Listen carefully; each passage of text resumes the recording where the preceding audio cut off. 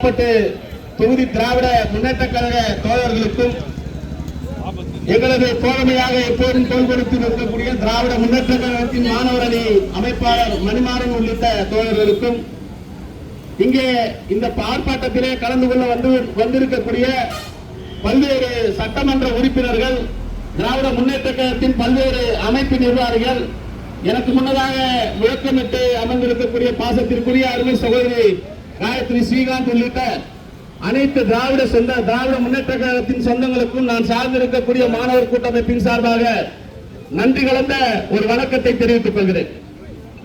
இன்னைக்கு பல்கலைக்கழகத்திலே நடக்கக்கூடிய இந்த பிரச்சனைக்கு மிக முக்கியமான காரணம், தொடர்ச்சியாக பல்கலைக்கழகத்தில் இன்னைக்கு ஒரு விசின்னு சொல்லி துணைவேந்தர் அப்படின்ற ஒரு பதவி, இங்க துணைவேந்தர் என்ற பதவி இல்ல.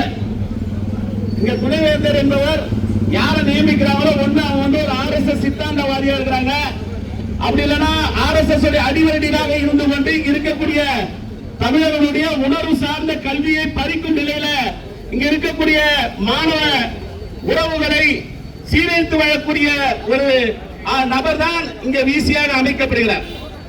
1984 ஆண்டு முத்தமிழ் அறிஞர் மூத்த தலைவர் கலைஞர் அவர்கள் இந்த பல்கலைக்கழகத்தின் அடிக்கல் நாட்டு விழாவிற்கு வந்தபோது தெளிவாக அன்று அவர் உரைத்த உரையிலே தெளிவாக கூறியிருந்தார், நீங்கள் ஒரு மாநில பல்கலைக்கழகத்தை தோல்வியுங்கள் என்றால் நான் இந்த கல்வெட்டு நடுவதிலே மகிழ்ச்சி அடைந்திருப்பேன்.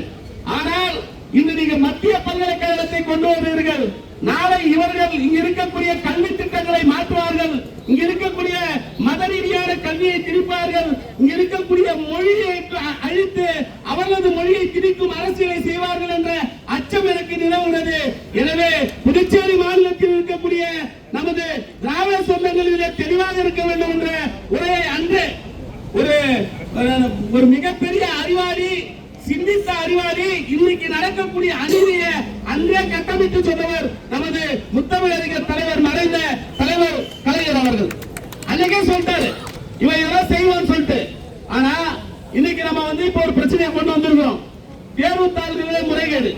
முதலாம் ஆண்டு மாணவர்கள் எழுதக்கூடிய தேர்வுக்கு இரண்டாம் ஆண்டு மாணவர்களின் பாடத்திட்டத்திலிருந்து கேள்வி கேட்கிறார். எப்படிப்பட்ட அறிவு கட்ட புத்தாள்களுக்கு அமர்ந்து கொண்ட அதிகாரத்தில் அமர்ந்து கொண்டிருக்கிறார்கள் பார்க்கிறோம்.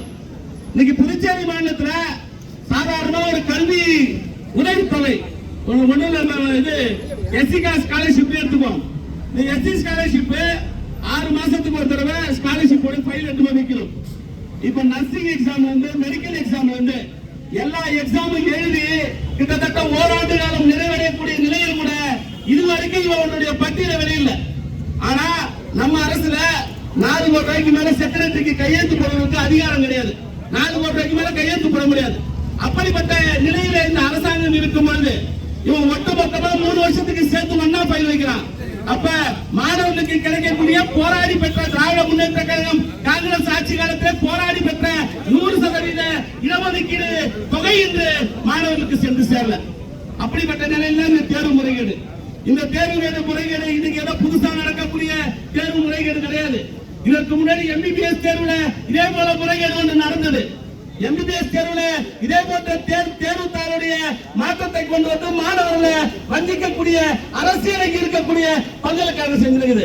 உங்களுடைய நோக்கம் இருக்கக்கூடிய அடித்தட்டு மாணவர்களின் கல்வியை பறிக்கணும், நம்மளுடைய உரிமையை பறிக்கணும்.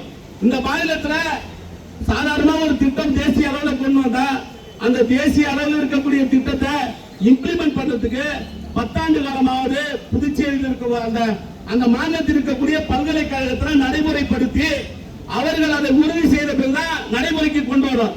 நம்ம ஊர்ல ஒரு அநியாயம் நடந்தது.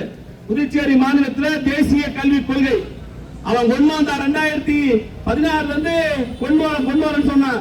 2020 கொண்டு வந்து நேராங்கிட்டு திணிச்சிட்டானுங்க. இன்னைக்கு அந்த தேசிய கல்விக் கொள்கையினால் நம்ம வந்து குலக்கல்வி முறையை திணிக்கிறோம்னு சொன்னோம்.